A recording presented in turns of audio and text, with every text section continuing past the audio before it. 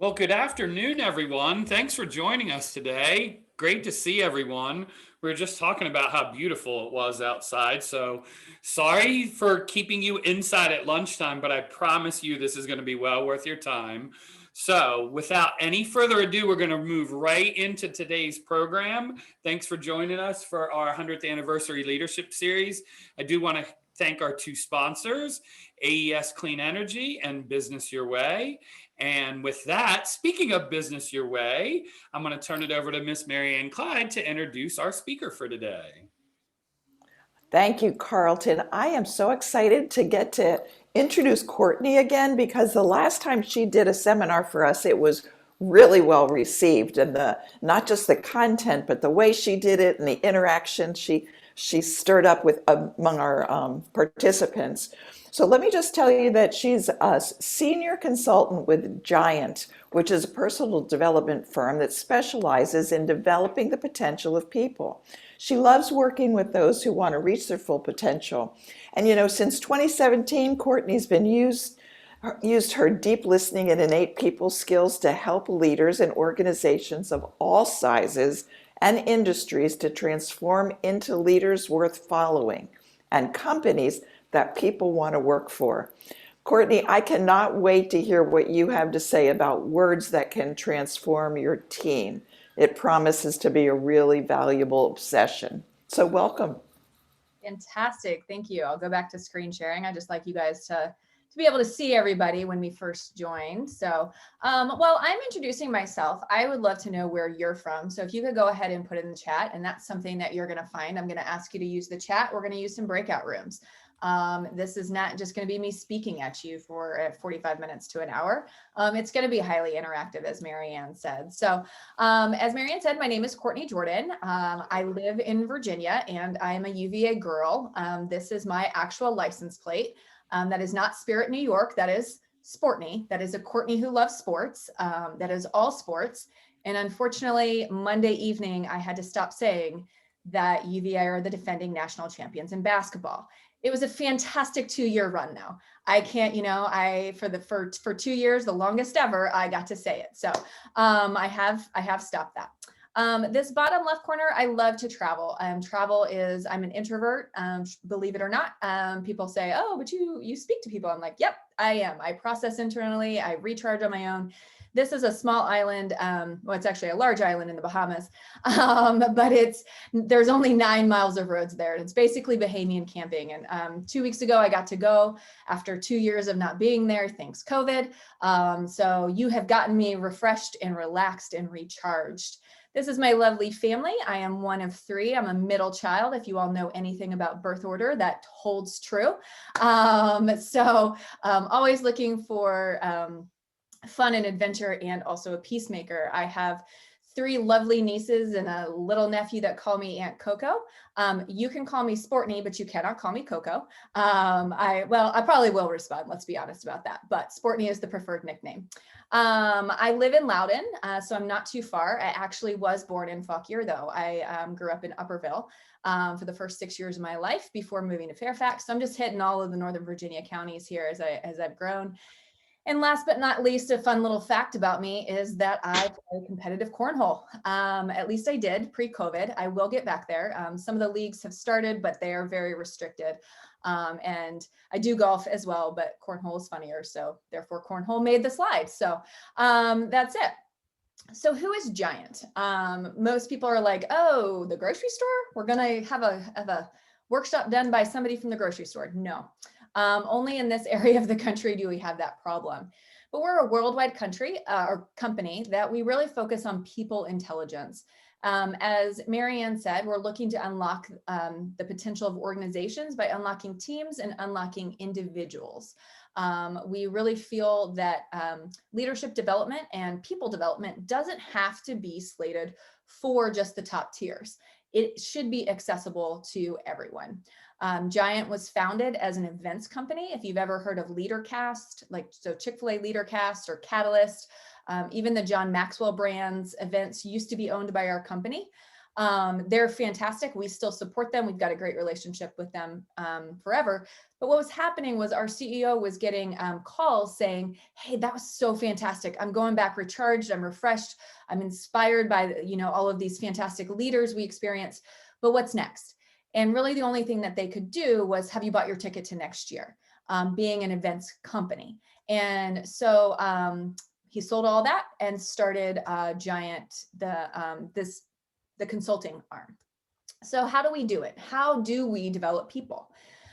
We want scalable people development. So when you're looking at how do you transform your team? How do you transform your own leadership style, your self-awareness?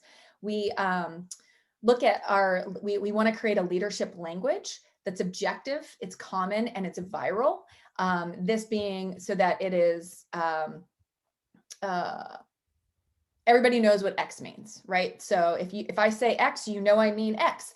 When I say X, you may hear Y sometimes, right? Unless it's defined. So we're looking to create that objective language that can actually spread throughout the organization. We use visual tools that are simple, practical, and scalable. So this is one of our tools. Our goal is we live in a visual society right now, neurolinguistics and pictures. And so taking a complex leadership principle and trying to use as few words as possible to illustrate the idea. And again, that becomes scalable. You may not remember all the words, but you can see this picture of what we're talking about. We are looking for transformation, 100% health. Most leaders are probably 70 to 75% healthy. And our goal would be to push you to 100. Now that may not ever happen, but you can be intentional about it.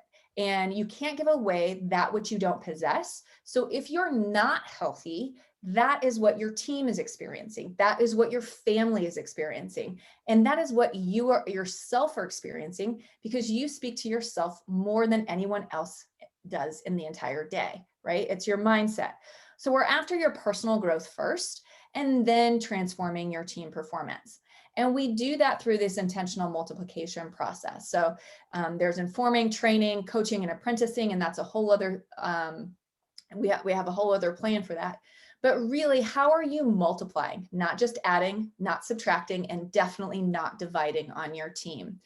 You can be a fantastic leader and add value to somebody's life, but unless you're multiplying yourself, you're always going to have to be there. And so the goal being, how can you transform yourself, your team, and then multiply it to those who experience you? Hopefully that was a good discussion, and that you will remember that discussion, because we're going to circle back to it as I teach the tools. So you're going to get a couple of bonus tools here as I move forward here, but we want to think about, so miscommunication happens all the time, and words matter. Actions matter, and people say, oh, actions speak louder than words. Words definitely matter, especially if you go back to that where I was saying, if you say X and somebody hears Y, you've missed each other, right? And so defining an objective language is key. So why does this happen? Part of this is what can contribute to this is in my world, we use personality profile called 5 Voices. It's a scalable metric, a psychometric based on Myers-Briggs types. And so we have 3 types that are all intuitives. So it's the creative, the connectors, and the pioneers. And while this is a small percentage of the population, these 3 actually only make up 27% of the population. These 2, the connectors and the pioneers, have the most forceful voice or strongest voice, and some may say loudest. And so if you're being intuitive and they make up over 50% of leadership, you think what you've communicated is clear because it's intuitive to you. But again, only 27% of the population thinks that way versus the 73% that are more sensory based, more fact based, more in the moment based. And so this is one of the tools that we use when talking about communicating vision. And this is based on the diffusion of innovations curve. But when we think about it, we've got 2.5% of the world are innovators. And so let's go back to the Apple Watch. The rumor circulated that Apple was going to come out with a wearable. These folks like pre-ordered, they knew about it first, they pre-ordered it, they're on board with the first generation, right? They're innovators. They're always looking for that next thing that's going to move things forward. This tends to be your creatives in my world. We have our early adopters. These folks maybe pre-ordered it, but they found out about it from somebody else and they said, okay, yeah, I want to be one of the first ones to get it. Or maybe they bought it the day that it came out. The early majority, these folks are, no, I'm going to get one because I see the use in it, but I want them to work out the kinks first, but I'm going to adopt it, right? I'm going to be in the early majority, the larger group that does that. We have the late majority. This is maybe I bought like the second or third generation of the product. And then the laggards, which I don't really love that word, but these folks are either never going to have it or they're going to be one of the last ones to adopt the technology. You can think back to when even like washing machines, they were, a crazy innovation. And the innovators like, oh yeah, I bought a washing machine and they probably paid like $4,000 for it. And now everyone has one, right? And so you have these different voices here that speak to different percentages of the population. And if you're not being intentional, it's confusing. And so we have our creatives that really only speak to the innovators and early adopters. It's like they're always talking about this future that's coming and it may be here, it's exciting. Our pioneers, they're again a very future-oriented voice. They're adopting, they speak to a little bit more. Our connectors are all about people and collaboration and having a team together. But these three were those three intuitive voices, right? And so we've got our guardian, our nurturers. These are our more present focused voices. And so if you are a present focused voice, then you actually speak to the majority of people. And that is really important to understand as we talk about communication. Our second tool is I'm going to circle back into this with who needs to be sharing the information. One, because they speak to the most people, and two, they speak in terms that aren't as scary, we'll say, for that. So the aha here is that we are all susceptible to undisciplined communication, and we can minimize our influence without even knowing it, just based on our personality types. If you're not intentional about what you're saying and you don't understand what it's like to be on the other side of you, then again, this can happen. You're going to miss each other potentially if you're not intentional. So our first tool is called Provisional, Plan, and Promise. And I'll tell a story while you guys are copying it down. I guess he's our executive chairman now. He has a new title. When he ran Catalyst and LeaderCast, he had a habit of going to lunch with somebody who had a really exciting idea. He is a connector creative, so he is always in the future. He sees things. He sees exciting opportunities and frontiers way before almost anybody I've ever met. He just knows when things are shifting, and it's that instinct he has. So he would go to lunch. He'd had this great idea, like great lunch with these innovations. He'd get really excited about something, and connectors love to share their passion.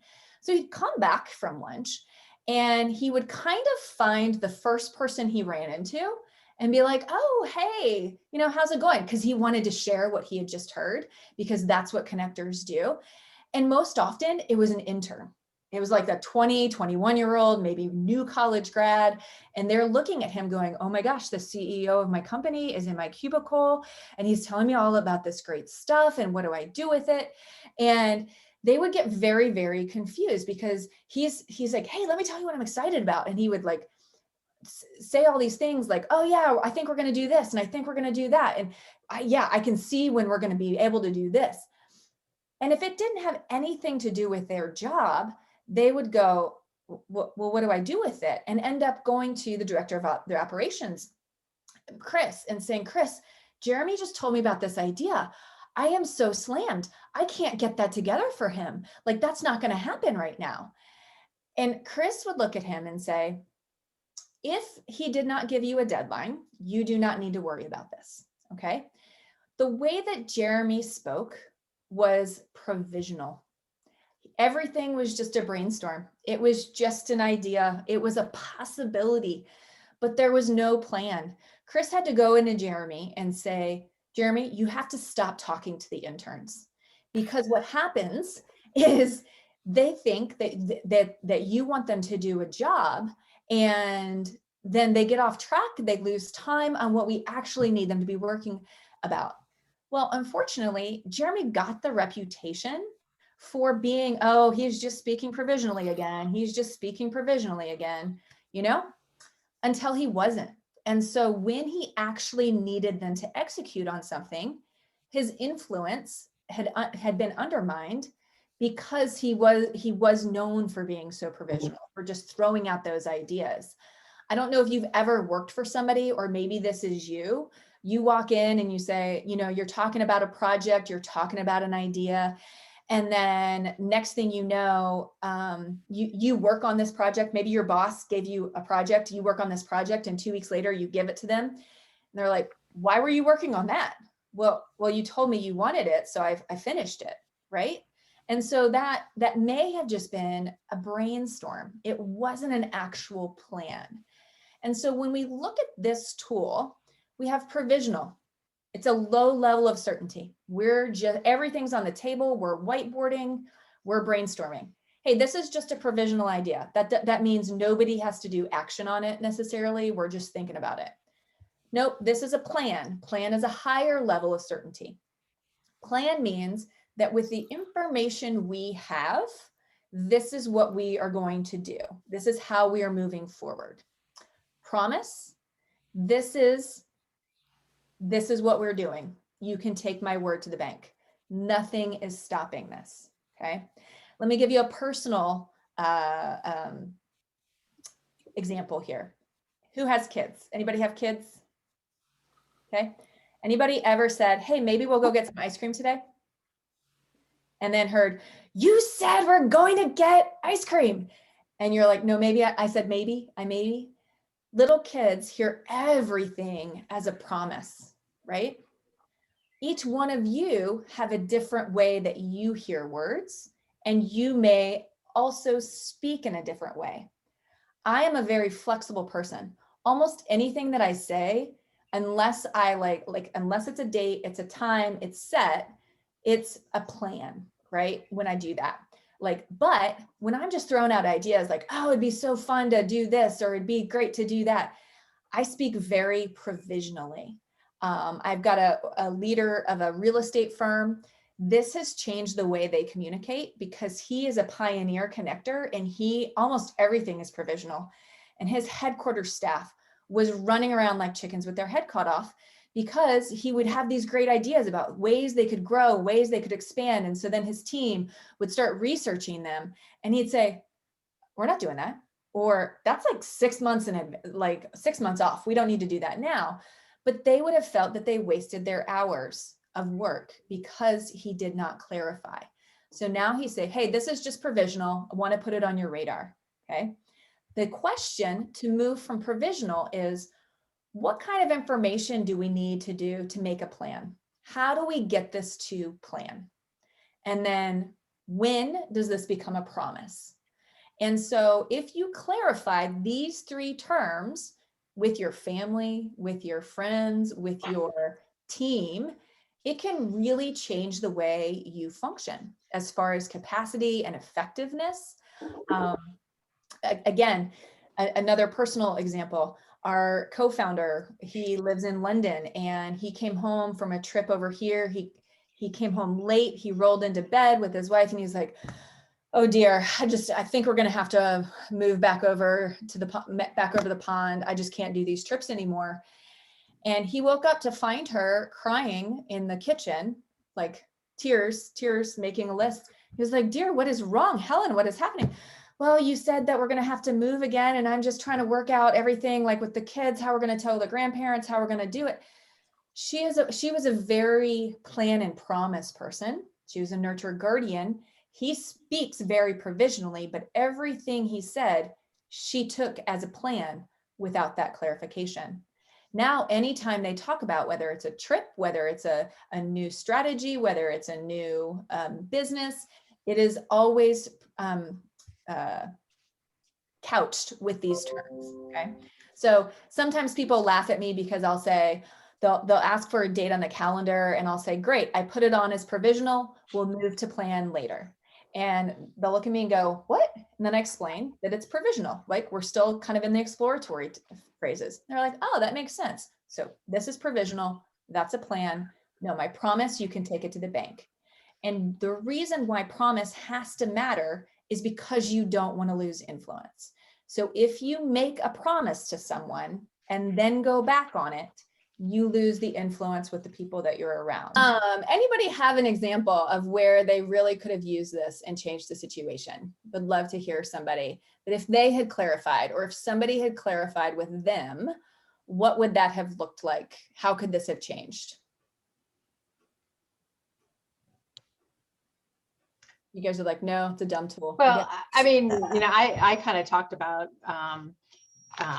my interaction with my husband with, you know, I have to be very specific on, otherwise he takes it and runs with it. You know, I'm like, no, that was a concept. That was just a concept, you know, or you said you were going to do this today. No. I was just saying, I wouldn't be on mind if I had time to do this, or, you know, so I have to be very specific on what I, you know, have to do. But yeah, I mean, I did have a former boss that, you know, we kind of called the visionary. So sometimes he would just kind of talk about things. And one of the people I worked with would say, if he, you know, if he talks about it 3 times, that's when he really means it. You know?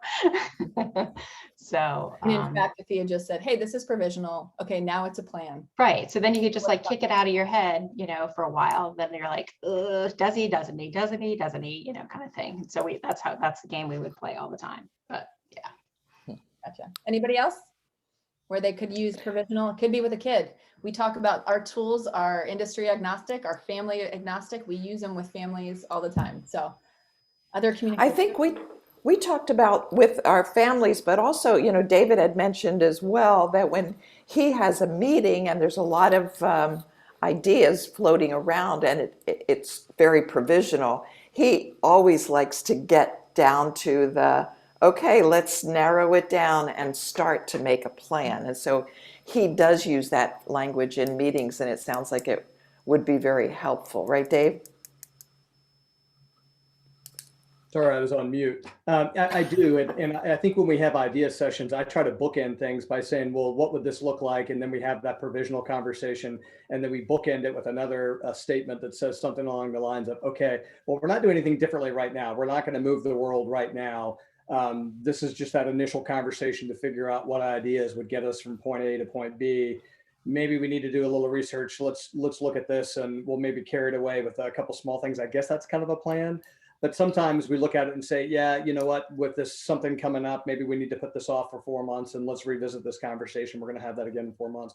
But at the end of the day, I have learned, and there are specific employees that I work with that are very, they're an arrow. You tell them, they're very directional. So if you start with an idea, and you should expect that they will want to know all the details on how to get there and just move in that direction. And so you have to be very careful and say, well, look, I'm speaking provisionally here, using that language, and we're not going to do anything different today, but I really value your opinion because I want to know, you know all those steps in between A and B, and that's why I'm coming to you with this, but let's not do anything different like right now. And thanks for that conversation. Yeah. And that's exactly what this, you know, you guys have probably all done this in some form. It's creating that objective language, right? Here are the 3 words. This is the definition. This is how we're going to move forward. Provisional, plan, promise. It's pretty simple there. So this next thing is a personal reflection. I want you to think about, have you ever shared the wrong thing or shared the right thing with the right people or at the wrong time? Maybe you gave too much information to somebody who didn't really need to know. Maybe it wasn't the right time or the right place to share that information. Or you've experienced other people that have done this. Maybe not enough information was shared in appropriate timing. I apparently did that recently. Yeah. I'll say that. Yeah, we had a situation that we thought we could move forward comfortably. I'm going to just be very generic with this discussion. We realized that a volunteer made a extremely large mistake, which would throw off the course of some of our actions. So we had to kind of scramble around and make sure that we could right the wrong within internally. So we found out that we weren't as bad off as we thought we might be.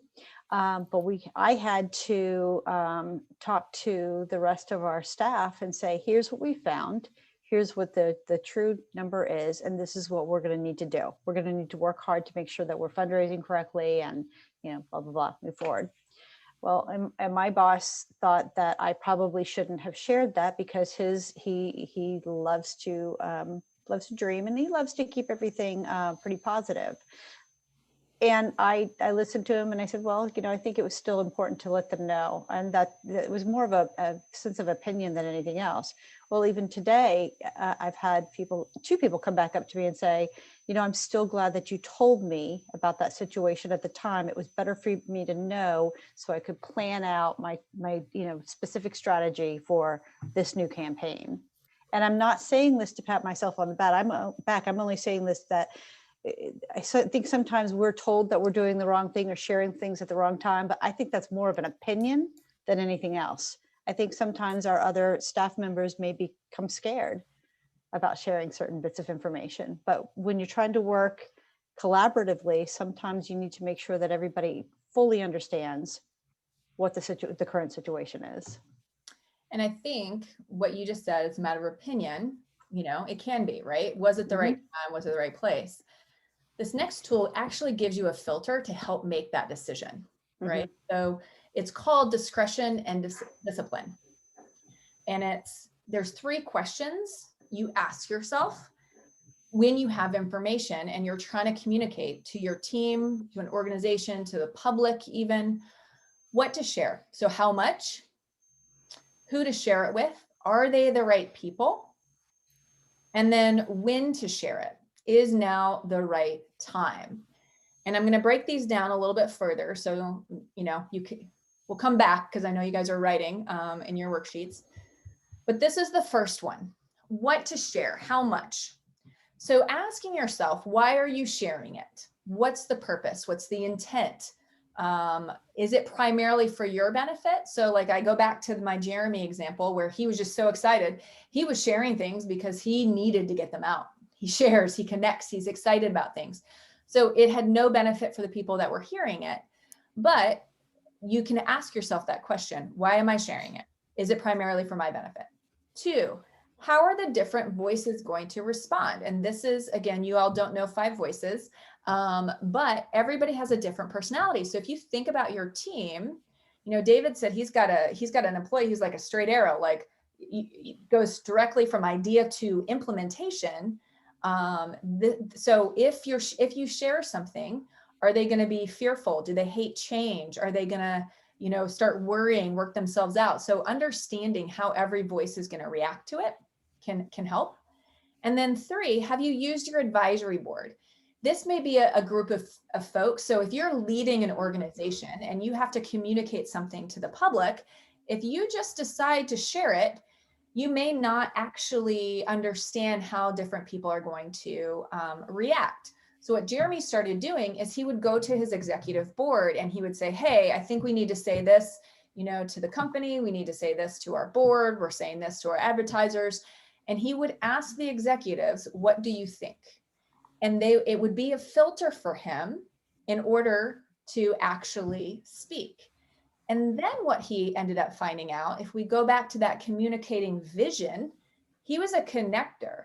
And in this one, he's only communicating with about 37.5% of the population. That's about who hears him Well, they had a COO who was a guardian, who was all about the details.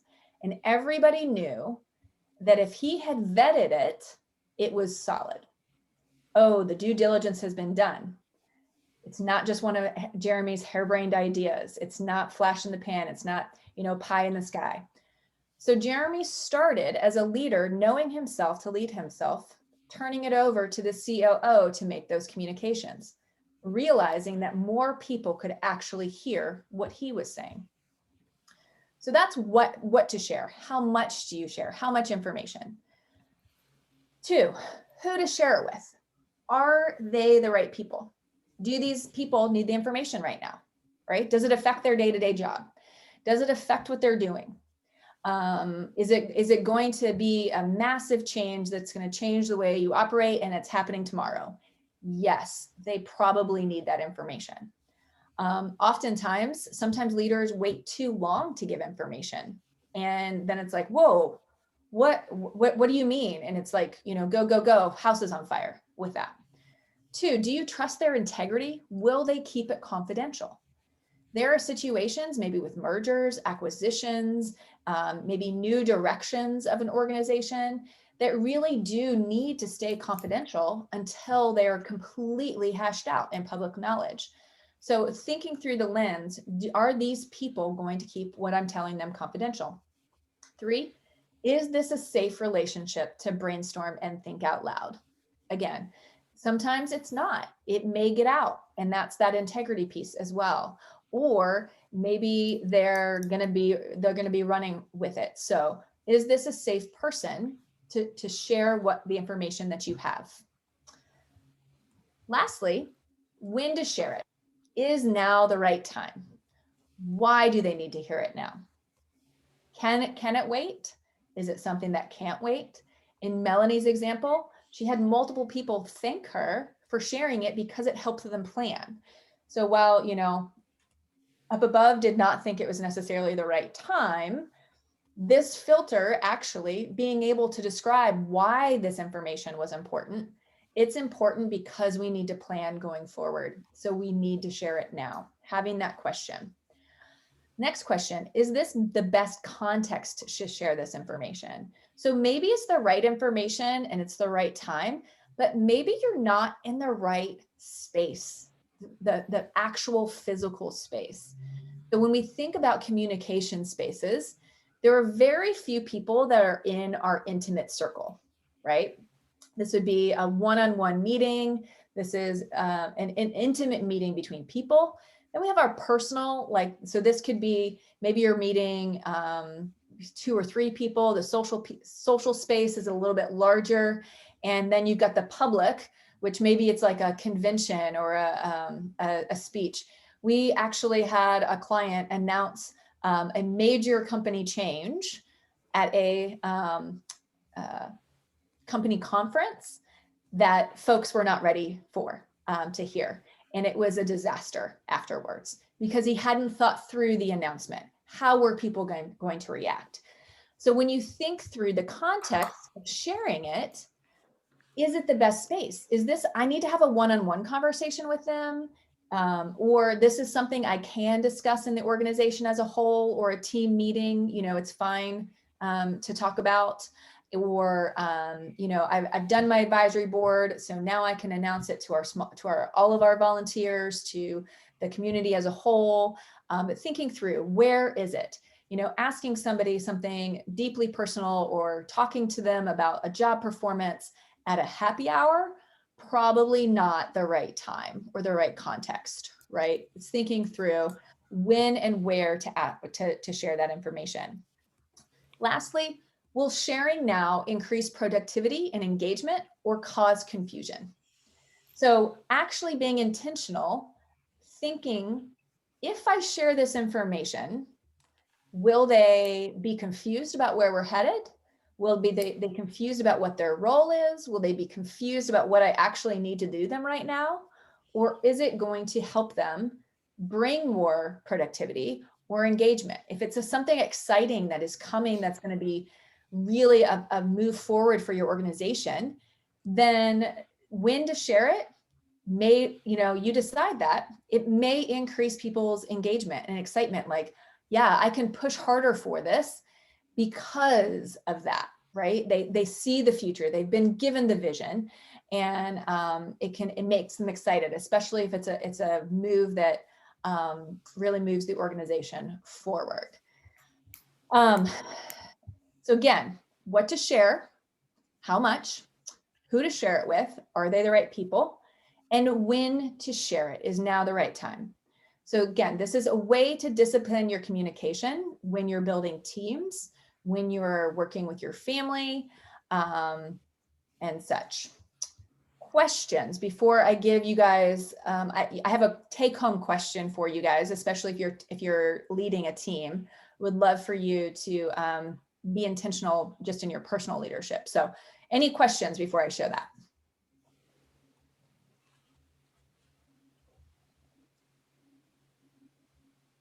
Okay. The 15-second pause is always enough time, right? This is what I want you to think about as a team leader. It says pairs exercise, and if you had come with your group, a lot of times we do these in person, but think about using what you learned today. How can you have a more disciplined communication culture as a team and as an organization? So I want you to be specific when you're thinking about this. So if you guys want to take a screenshot with your phone or a screenshot with your computer because you know how to do it, but it's this idea of intentional leadership. When leaders are accidental, you get an accidental culture. Leaders define culture, sub-leaders define subculture. And so the intentionality mindset or intentional mindset is where we're going with these tools and these toolkit sessions. I'll give you a minute there. Last but not least, if you do want to do this with your team, if you want to take this back and say, hey, I learned a couple tools. I think they could help us. Here's a way. I have a team guide for you. All you have to do is shoot me an email and say, hey, can I have the team guide? Happy to send you the link. It's an easy downloadable Dropbox link. And it walks you through questions. It walks you through the tools. And so it's very easy to do. This is a way to actually go deeper in the content. It is free online, on-demand leadership. Don't have to put a credit card in. All you need is an email. This is where you will actually get videos of the tools. All of our toolkits are on there. There are pathways for this stuff. So if you said, hey, I want to do this with my team, but they're not hearing Courtney's explanation, I'm going to go listen to Steve, who explains it so much clearer, explain the tool, and then I'm going to do the work with my team. All you have to do is create an account here, 100% free. And if you'd still like to know more, I would love to connect with you. You can scan that QR code. You can send me an email. You can call me. I will tell you, I will call you back as soon as you leave a voicemail, because I don't answer numbers I don't know. I think most of us don't anyways. But as always, it was a pleasure being with you guys. I'm looking forward. I think I'm back with you all in the fall. And hopefully you guys have a great week. Get outside, enjoy this 80-degree weather today. Thank you, Courtney. Thanks so much for joining us. Thank you, everyone, for taking the time to join us today, and we'll see you all real soon. Thanks, Courtney. It was great. Thank you. It was very good. Thank you, Courtney. Thank you. Thank you.